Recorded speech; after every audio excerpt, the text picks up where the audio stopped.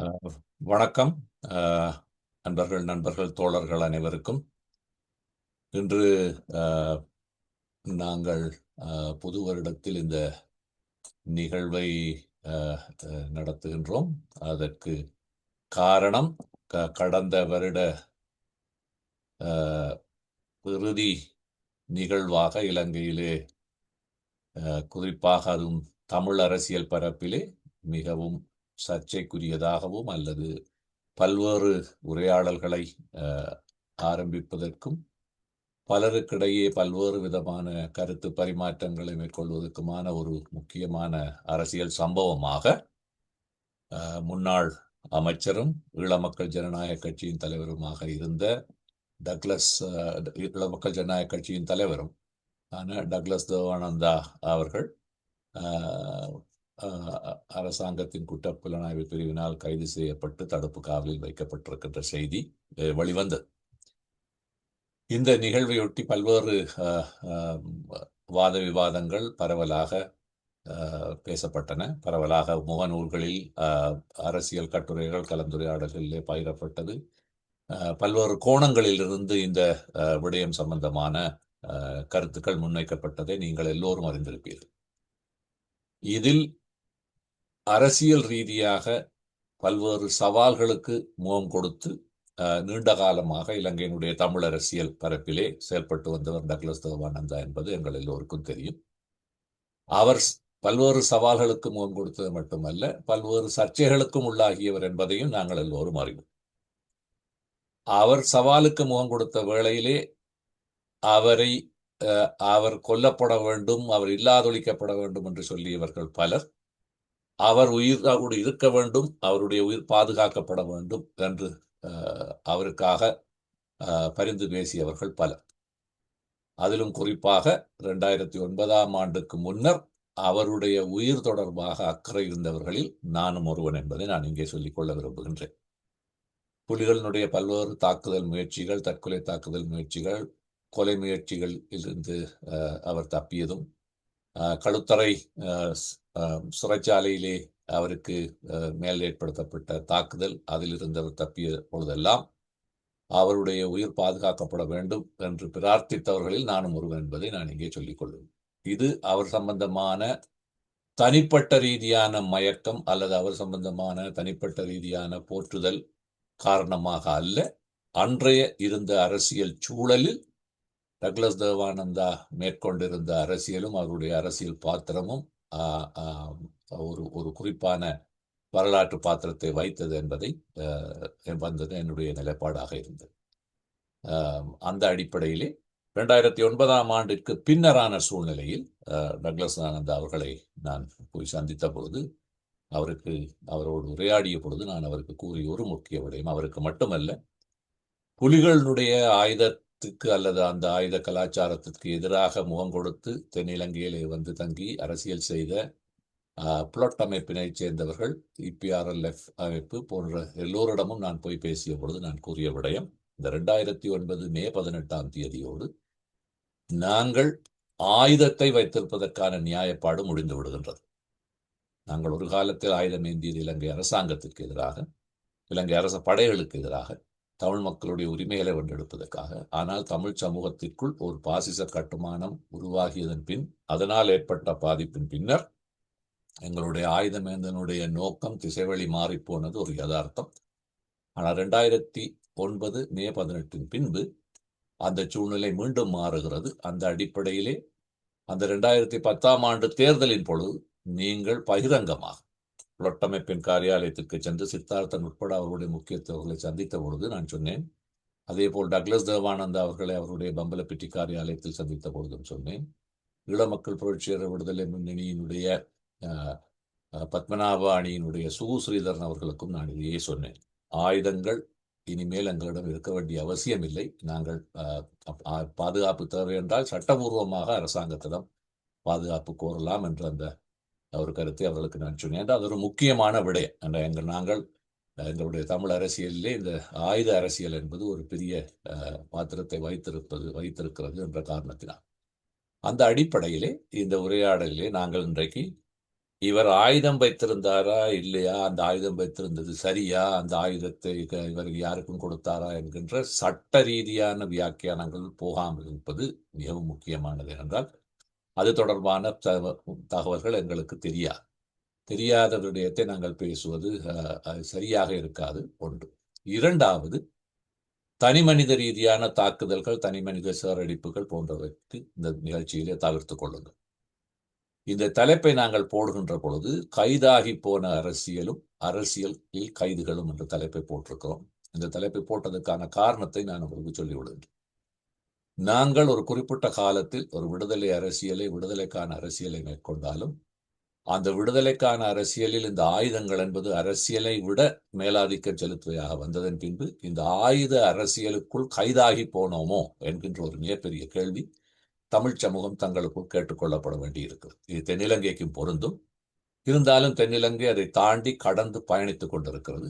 தமிழ் சமூகத்திற்குள் இன்னமும் அந்த ஆயுத அரசியல் கலாச்சாரத்தை நியாயப்படுத்துகின்ற, போற்றுகின்ற அல்லது அந்த அது தொடர்பான எந்த விதமான விவாதங்களோ வியாக்கியானங்களோ இல்லாத ஒரு சமூகமாக நகர்ந்து கொண்டிருக்கிறதை அவதானித்தபடியினால்தான் நாங்கள் எத்தகைய அரசியலுக்குள் கைதாகி போனோம் என்ற ஒரு கேள்வியை நாங்கள் கேட்க வேண்டும். நாம் கைதாகி போன அரசியலுக்குள் இருந்து விடுபட முடியாமல் நாங்கள் தவிக்கின்றோமா என்ற கேள்வியை நாங்கள் கேட்க வேண்டும். அதிலே முக்கியமாக மாற்று அரசியல் செய்ய முயற்சிப்பவர்கள், மாற்று அரசியலை பேசுபவர்கள், தமிழ் சமூகத்திற்குள் இந்த துரோகி, தியாகி, மாவீரர், ஒட்டுக்குழு போன்ற இந்த சொற்பதங்களுக்குள் மட்டும் அரசியலை அடக்கி பேசாமல் பரந்துபட்ட சாதாரண குடிமக்களுடைய நிலையிலே இருந்து நாங்கள் இந்த கைதாகி போன எங்களுடைய அரசியல் சூழல் சமூகத்துக்கு எவ்வாறான பாதகங்களை கொண்டு வரப்போகிறது என்ற அடிப்படையில் பேசுவதற்காகவே கைதாகி போன அரசியல் என்பது. அரசியலில் கைதுகள் என்பது எப்போவும் சர்ச்சைக்குரியதாக இருக்கும், சவாலாக இருக்கும், வியாக்கியானங்களாக இருக்கும். உலக வரலாற்றிலே மிகப்பெரிய விடுதலை போராட்டங்களை நடத்தியவர்களாக இருந்தால் என்ன, போராட்டங்களை நடத்துவதற்கு உத்தேசித்து உயிர் துறந்தவர்களாக இருந்தால் கைது செய்யப்படுதல், உயிர் துறத்தல் என்பது ஒரு சாதாரண விடயமாக இருந்திருக்கிறது. அதற்கு பல்வேறு உதாரணங்களை நான் சொல்ல வேண்டியதில்லை, இங்கு வந்திருக்கிற எல்லோரும் அறிந்திருப்பீர்கள். அந்த வகையிலே நாங்கள் இந்த அரசியலிலே கைதுகள் என்பதை பற்றியும் நாங்கள் பேசலாம். ஈழ மக்கள் ஜனநாயக கட்சியினுடைய உறுப்பினராக, நீண்டகால உறுப்பினராகவும் முன்னாள் பாராளுமன்ற உறுப்பினராகவும் இருந்த நிக்சன் பாஸ்கரன் உமாபதி சிவம் வந்திருக்கிறீர்கள். நீங்கள் பேசுகிறீர்களா? இந்த உரையாடலோடு இந்த உரையாடலுடைய தாற்பயம், இது இந்த உரையாடலுக்கான அவசியம் ஏன் என்பதை கொஞ்சம் நானும் விளங்கப்படுத்தலாம் என்று என்னுடைய பார்வையில் சொல்லலாம் என்று நான் நினைக்கின்றேன். ஒரு இலங்கையின் சுதந்திரத்துக்கு பின்னான இந்த 75 வருட காலங்கள் முழுவதும் இந்த ஈழத்தமிழ் அரசியலுக்கு தலைமையேற்று வந்தவர்கள் அனைத்து பேரும் ஒரே விதமான முடிவை தேடி சென்றிருக்கின்றார்கள், அல்லது அவர்களுடைய அரசியல் ஒரே விதமான முடிவை நோக்கி போய் முடிந்திருக்கின்றது என்பது நாங்கள் பார்க்கின்ற வரலாற்று பதிவுகளாக இருக்கின்றது. எங்களுடைய காலத்தில் நாங்கள் இந்த ஈழ விடுதலை போராட்டத்தில் பெருந்தொகையாக ஈர்க்கப்பட்டு பெருந்தொகையாக இணைந்து சென்ற இந்த ஆயுத போராட்ட சூழலில் நாங்கள் எங்களுடைய காலத்தில் பார்த்த இரு சம்பவங்களை நான் சுட்டிக்காட்ட விரும்புகின்றேன். தந்தை செல்வநாயகத்தினுடைய கடைசி காலத்தை நாங்கள் சிறுவர்களாக இருக்கின்ற பொழுது பார்த்திருக்கின்றோம். அவரை பற்றின ஒரு கதை ஆடல் ஒன்று இருக்கின்றது. கடைசியில் கடவுள்தான் தமிழர்களை காப்பாற்ற வேண்டும் என்று சொன்னதாக ஒரு கதை எங்களுக்கு சொல்லப்பட்டிருக்கு. அந்த அடிப்படையில் அவராலும் ஒரு தீர்வை நோக்கி சென்று சேர முடியாமல் தந்தை செல்வநாயகம் என்று தன் மீது கட்டப்பட்ட அனைத்து பலத்தையும் அடுத்த கட்டத்துக்கு அதை மாற்றி கொடுத்து விட முடியாமலும், அல்லது அதை பயன்படுத்தி இந்த தமிழ் மக்களுக்கான ஒரு தீர்வை கண்டுபிடிக்க முடியாமலும் அவர் நடு ஆற்றில் விட்டுட்டு போனது இருக்கின்றது. அதுக்கு பின்னாடி வந்த அமுதலிங்கம் படுகொலை செய்யப்பட்டு அவருடைய காலம் அரசியல் உழைப்பு அல்ல அரசியல் அவருக்கு பின்னால்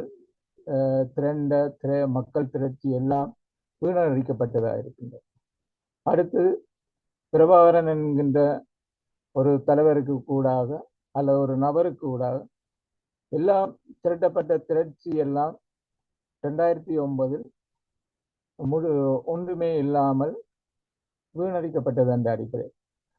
அதுக்கு பிற்பாடு சம்பந்தன் தலைமையிலான சூழலும் எந்த ஒரு முடிவுக்கும் போக முடியாமல்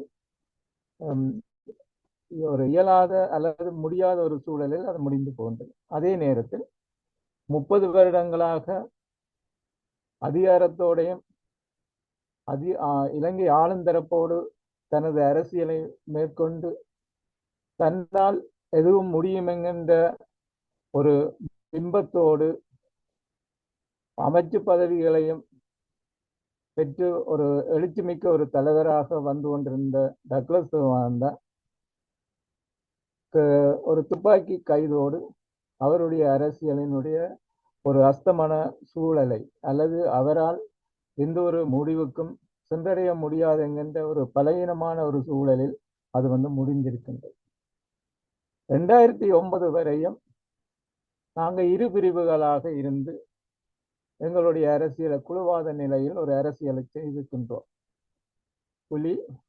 புலிக்கு எதிரான சக்தி. அந்த அடிப்படையில் இபிடிபி என்பது நான் என்றைக்குமே அன்றைக்கு நடந்த எந்த ஒரு வித அரசியலையும் இபிடிபியை சார்பில் நடந்த எந்த ஒரு அரசியலையும் நியாயப்படுத்துவது இன்றைக்கு அல்ல. அன்றைக்கு அது நியாயமாக இருந்தது, இன்றைக்கு அது நியாயமற்றதாக இருக்கும் என்பது எங்களுக்கு தெரியும். ஏனென்றால் அந்த நியாயம் இல்லை என்பதை அல்லது சரியோ பிழையோ என்பதை எது தீர்மானிக்குது என்றால் அன்றைக்கு இருக்கக்கூடிய காலத்தின் சூழ்நிலை தான்.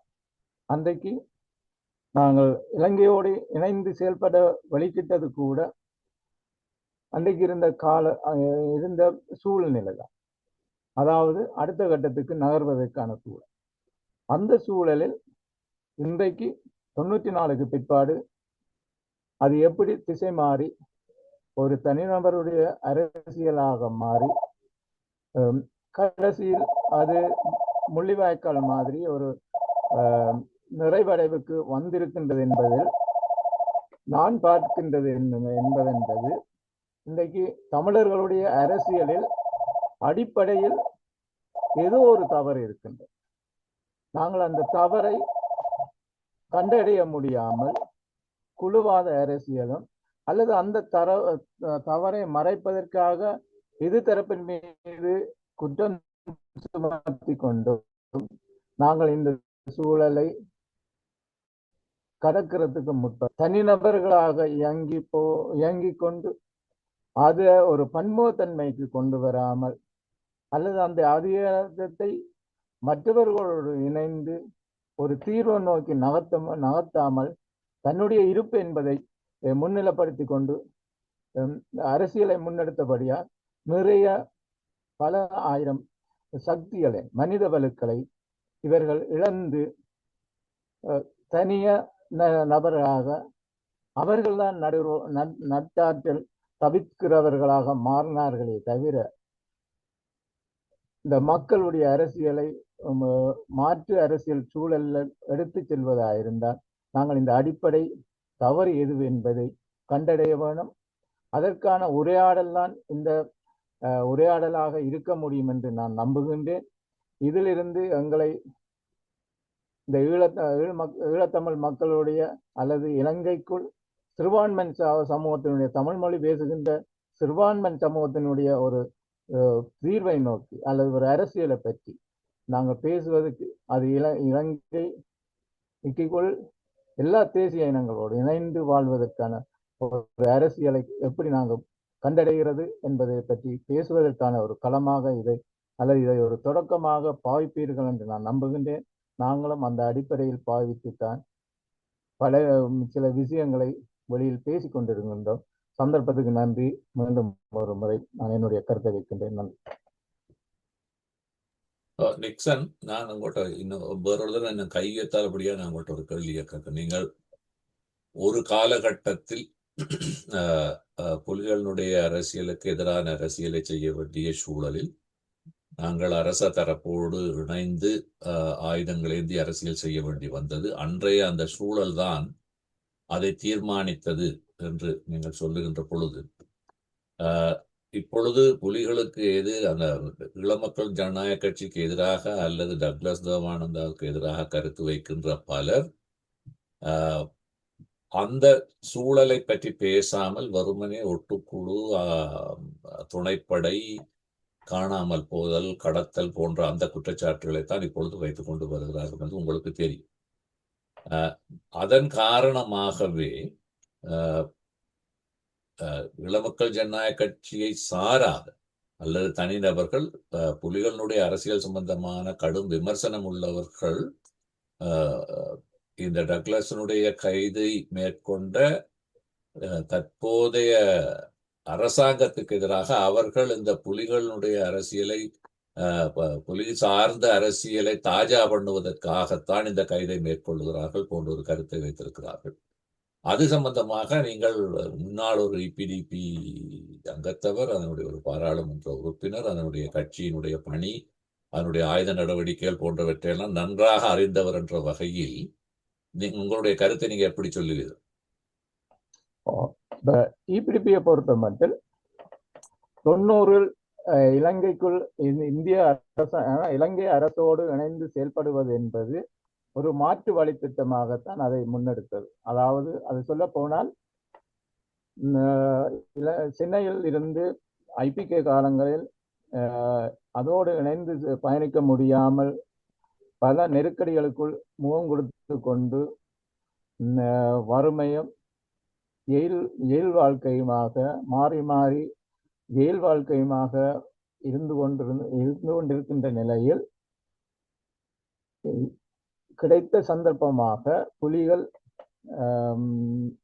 பிரேமதாசாவோடு ஏற்பட்ட முரண்பாடும் அந்த தேனிலவு முடிவுக்கு வருகின்ற சூழலில் அதை பயன்படுத்தி கொண்டு நாங்கள் எங்களுடைய மக்களை சென்றடைவது அல்லது எங்களுடைய விடுதலை போராட்டத்தை அடுத்த கட்டத்துக்கு நகர்த்துவதற்காக ஒரு குறிப்பிட்ட காலம் நாங்கள் துணைப்படையோ இலங்கை அரசோடு இணைந்து வேலை செய்வதாகவும் எங்களை பலப்படுத்தி கொண்டு எங்களுடைய இராணுவ ஸ்ட்ரென்த்தை அல்லது இராணுவ பலத்தை கூட்டிக் கொண்டு நாங்கள் அடுத்த கட்டத்துக்கு நகர்வதாகத்தான் நாங்கள் இலங்கைக்கு திரும்பி இருந்தோம். ஆனால் இபிடிபிக்குள்ளே ஒவ்வொரு தனிநபர்களுடைய மனதுகளுக்குள் என்னென்ன இருந்தது என்று சொல்லி ஒவ்வொருத்தருக்கும் யாருக்கும் தெரிந்ததா அல்லது அதை பற்றி சிந்தித்து பார்க்கறதுக்கான ஒரு கெப்பாசிட்டியோட நாங்கள் இருந்தோமா என்பது இன்றைக்கு கேட்கின்ற பொழுது ஒரு கேள்வி இருக்கின்றது. அந்த அடிப்படைக்கு பிற்பாடு 94 அந்த இராணுவ ரீதியான நடைமுறைகள் ஒழுங்கமைக்கப்பட்டு அது ஒரு கட்டுக்கோப்பாக தீவிர சூழலில் தனித்துவமாக நடத்தப்பட்டது. அது சார்ந்து அது ஒரு ரெண்டு கால அளவிலான ஒரு வரலாற்று பக்கங்களை கொண்டிருக்கின்றது.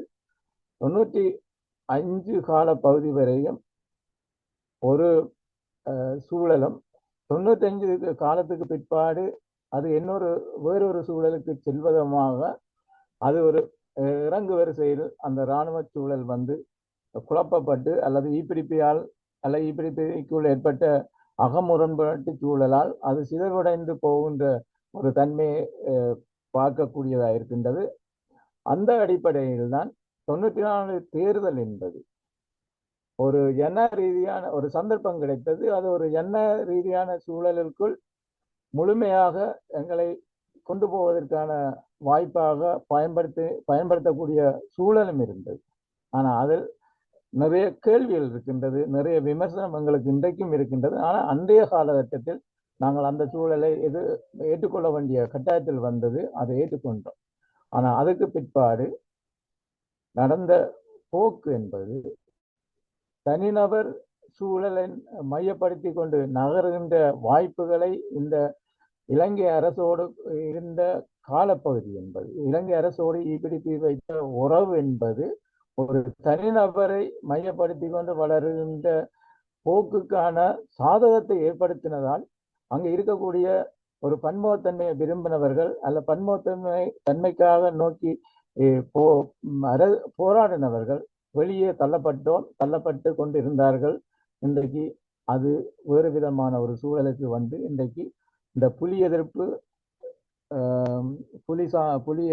அல்லது புலி சார்ந்த அரசியலினுடைய சூழல் வந்து இன்றைக்கு 2009க்கு பிற்பாடு ஏற்பட்ட சூழலை இந்த புலிக்கு எதிரான மாற்று சூழல் வந்து சரியாக தன்னை தகவமைக்கவும் சரியாக கட்டமைத்து அதை முன்னெடுத்து செல்ல முடியாமல் போகின்ற பொழுது 2010 அல்லது 2020க்கு பிற்பாடு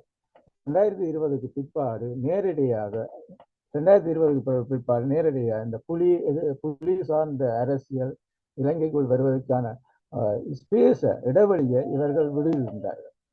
அந்த அடிப்படையில் இவர்களும் குழப்பமான ஒரு சூழலில் இன்றைக்கு பேசுகின்ற இப்ப புலி எதிர்ப்புல இருந்து சேறு பூசுவரும் டக்ளஸ் வாண்டாவோட இணைந்து செயல்பட்டத ஒரு சூழலை நாங்க பார்க்கக்கூடிய இருக்கின்றோம். நல்லது, அவருடைய அரசியலும் அதுக்கான சூழலை கொண்டு நாங்க பார்க்க முடியும். நிறைய கட்டுமானங்களை தவிர்த்து அந்த அடிப்படையில் அவர் செய்து கொண்டிருந்தது புலி சார்ந்த அரசியலாகத்தான் மாறினதால் தான் இன்றைக்கு வந்து அந்த ஸ்பேஸை அவர்கள்ட்ட கொடுத்துட்டு அவர் அந்த சேறு பூசலை அவர் சுமக்க வேண்டியதாக இருக்கின்றது. அந்த சேறு பூசல்களுக்கு அந்த புள்ளியை அவர் சென்றடைவதற்கு அவர் சில விஷயங்களை தெற்கு அரசியலோடு முறை தவறி அல்லது இந்த ஈழ அரசியலுக்கான நிலைப்பாட்டில் இருந்து முறை தவறி சென்றதனுடைய அடிப்படை தான் இன்றைக்கு அவருக்கான இந்த சேறு பூசலும் இந்த நிலையம் வந்தது என்னுடைய பார்வை. நன்றி.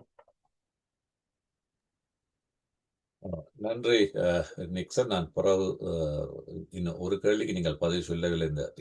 இந்த அரசாங்கம் வந்து புலி சார்ந்தவர்களை திருப்திப்படுத்துவதற்காகத்தான் இந்த கைதை செய்கிறதா, இப்படியானவற்றை செய்கிறதா, யாழ்ப்பாணத்தில் அல்லது வடக்கு கிழக்கில் தமிழர்களுடைய வாக்குகளை பெறுவதற்காக இந்த என்பிபி அரசாங்கம் மிக சின்னத்தனமாக இப்படி செய்கின்றது என்ற ஒரு கேள்வியை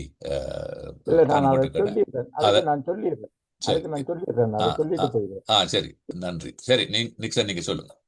இப்ப என்ன சொன்னா, இப்ப நாங்க வந்து 2024ஆம் ஆண்டுக்கு முன்னாடி இந்த அறகலை போராட்டம் இதுல இருந்து கொண்டு நாங்க ஓரளவு பார்க்கலாம். இல்லைன்னு சொன்னா நாங்கள் அந்த 2020 வந்து இந்திய அரசியலுக்கான சூழலை வந்து நாங்கள் பேச ஆரம்பிக்கணும். 2020 தேர்தலுக்கு பிற்பாடு நாங்கள் இந்த 2024 நடக்க போகின்ற மாற்றத்தை பற்றி நாங்கள் தொடங்குகின்றோம். அதுக்கு முக்கியத்துவமான ஒரு சூழல் என்னன்னு சொன்னால், நாங்கள் தொடங்குகின்ற பொழுது ஜூம் மீட்டிங் வைத்திருந்தோம். அதுல நாங்கள் சொல்லப்பட்ட ஒரு விஷயம் என்னன்னு சொன்னால், ஈபிடிபிக்குள்ள இருக்கக்கூடிய ஈபிடிப்பிலிருந்து வெளியேறின அல்லது ஈபிடிபிக்கு வெளியில் இருக்கக்கூடிய ஈபிடிபி உறுப்பினர்களை உள்வாங்க சொல்லியும், அடுத்தது ஈழப்புரட்சி அமைப்பு இபிஆர்ஓ என்ற அமைப்புகளுக்கு உடையான ஒரு பொது வேலை திட்டத்துக்கு வர வேண்டும் என்றதையும் சொல்லியிருந்தோம். ஏனென்று சொன்னால், அன்றைக்கு ஒரு அதிகாரம் மிக்க அல்லது இந்த சூழலுக்கு தலைமை தாங்கக்கூடிய ஒரு வல்லமையோடு டக்ளஸ் வாண்டா இருந்தார் என்பதை நாங்களும் மறக்க வரையில அல்லது எல்லாரும் எதிர்பார்த்தது. அதுக்கான வாய்ப்புகளும் கள சாத்தியமும் அவர்கிட்ட இருந்தது என்பதை நாங்கள் பார்க்க வேணும். அந்த அடிப்படையில் அறகலை போராட்டம் பெறுகின்றது. அறகலை போராட்டத்துக்கு பிற்பாடு மாறுகின்ற சூழலை வந்து நாங்கள் தொடர்ந்து இந்த கிளப் ஹவுஸ் ஊடாக நிறைய பேசி இருக்கிறோம். அந்த அடிப்படையிலும் நான் கூட நிறைய கருத்துக்களை முன்வைத்திருந்தோம். அதில் முதலாவது ஒன்று, இப்ப கோத்தபாய தேர்தலுக்கு போக வேண்டும் என்று சொன்னது. ஆனா அது இல்ல, கஷ்டம், வறுமையில் இருக்கின்ற போது தேர்தலை போக முடியாது என்று அதிகாரத்துக்கு வருபவர்கள் பேசிக்கொண்டிருந்து கொண்டு கோத்தாவை வெளியேற்றி போட்டு வந்த சூழலில் 18 மாத காலங்களுக்கு இந்த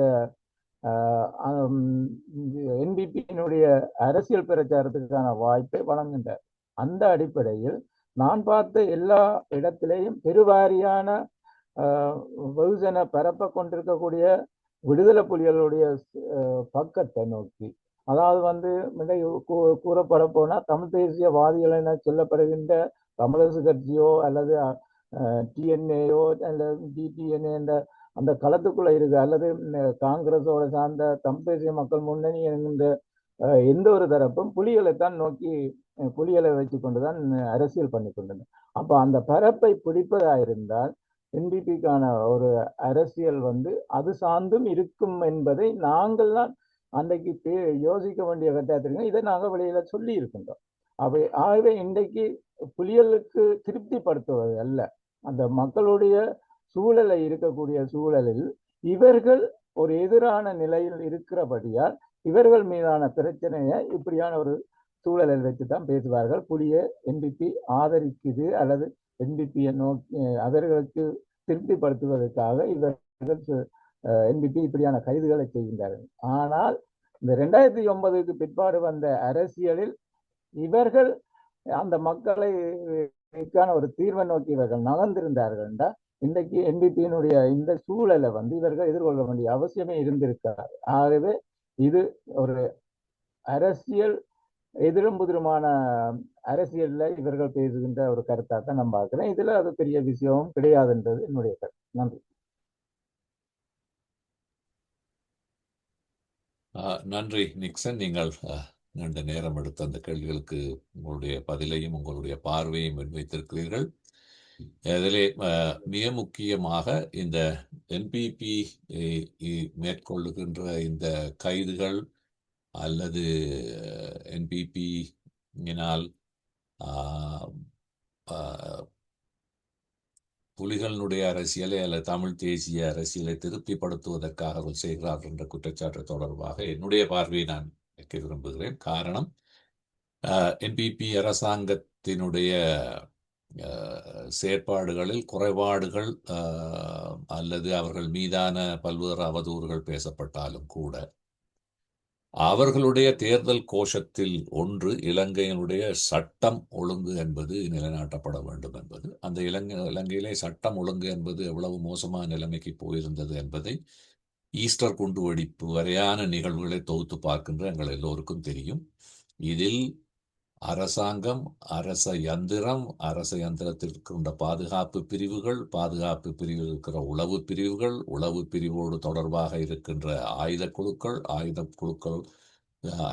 அரசாங்கத்தோடு தொடர்பாக இருக்கின்ற பாதாள உலக குழுக்கள் என்று ஒன்றோடொன்று பின்னி பிணைந்து பாரிய குற்றச்செயல்களை ஈடுபடுகின்ற அளவுக்கு இலங்கையினுடைய அரசியல் மிகவும் சீரழிந்து போன நிலைமையில் அதில் ஒரு உச்சகட்டமாக பட்டப்பகலில் ஒரு அரசியல்வாதியை, பாரத லக்ஷ்மன் தென்னக்கோன் என்ற அரசியல்வாதியை சுட்டுக் கொன்ற துமிந்த சில்வா என்கின்றவர் மரண தண்டனை விதிக்கப்பட்டு சிறையில் இருந்தவரை கோத்தபாய ராஜபக்ச அவரை மரண தண்டனையிலிருந்து விடுவித்தது மட்டுமல்லாமல் இலங்கையினுடைய ஒரு மிகப்பெரிய கோஆபரேஷனுக்கு தலைவராகவும் நியமிக்கின்ற அளவுக்கு சாதாரண மனிதர்கள் அல்லது ஒரு சட்டம் ஒழுங்கு எள்ளி நகையாடுகின்ற அரசியல் சூழலும் நிர்வாக சூழலும் இலங்கையில் இருந்ததை நாங்கள் அறிவோம். எனவேதான் இந்த கடந்த தேர்தலின் பொழுது என்பிபியினுடைய கோஷத்திலே இந்த சட்டம் ஒழுங்கு என்பது சட்டத்தின் முன் எல்லோரும் சமம் என்கின்ற கோஷம் முன்வைக்கப்பட்டது. அதன் அடிப்படையிலே யாருமே கை வைக்க முடியாத நபர்கள் என்று சொல்லப்படுபவர்கள் கூட ரணில் விக்ரமசிங்க உட்பட எவருமே எதிர்பார்க்காத விதத்தில் கையில் விலங்கிட்டு சிறைகளுக்கு செல்ல வேண்டிய சூழல் ஏற்பட்டது. வழக்குகள் இந்த அடுத்தடுத்த மாதங்களில் வழக்குகள் வர இருக்கின்றன. அந்த வகையில் டக்ளஸ் தேவானந்தாவுடைய கைதும் இலங்கையினுடைய கடந்த கால சூழலில் எங்காவது ஒரு நூலை பிடித்து இழுத்தால் அத்தனை கட்டுமானத்திற்குள்ளும் அதனுடைய தொடர்புகள் போவது தவிர்க்க முடியாது என்கின்ற அளவுக்கு தான் அரசியல் செய்யப்பட்டிருக்கிறது என்பதை நாங்கள் எல்லோரும் அறிவோம். ஆனால் இந்த இந்த தமிழ் அரசியல் பரப்பில் சூழலில் இந்த துரோகி, தியாகி, ஒட்டுக்குழு, மாவீரர் என்கின்ற இந்த சொற்பதத்திற்குள் மட்டும் நின்று அரசியல் செய்கின்ற சூழலுக்குள் வைக்கப்படுகிற விமர்சனங்கள் பலரை சங்கடத்திற்குள்ளும் சர்ச்சைக்குள்ளும் உள்ளாகியிருப்பது நான் பார்க்கிறேன். அந்த அடிப்படையிலே என்பிபி அரசாங்கம் இதை திட்டமிட்டு செய்கிறதா அல்லது வேண்டுமென்றே செய்கிறதா, தமிழ் புலி அரசியலுக்கு ஆதரவாக செய்கிறதா என்பது ஒரு தனி விவாதமாக அவர்களுடைய வடக்கு கிழக்கு அரசியலை பற்றி தனியாக நாங்கள் பேசுவது நல்லது என்றுதான் என்னுடைய கருத்து.